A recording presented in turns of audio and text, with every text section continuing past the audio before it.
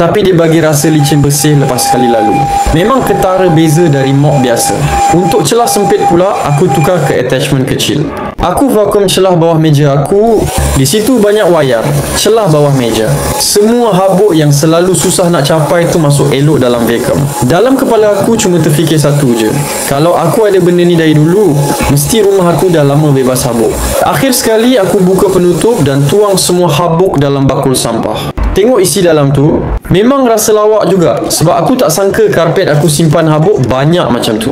Puas hati bila tengok semua hama, debu halus, serdak dan rambut yang selalu melekat tu terkumpul cantik dalam bakul sampah. Kalau rumah korang ada karpet, lantai licin atau selalu rasa tak best sebab habuk yang tak nampak dengan mata kasar, percayalah aku, Perry Smith X Mandui ni memang penyelamat. Nak rumah rasa lebih bersih dan lebih sihat? Dapatkannya di Bag Orange sekarang.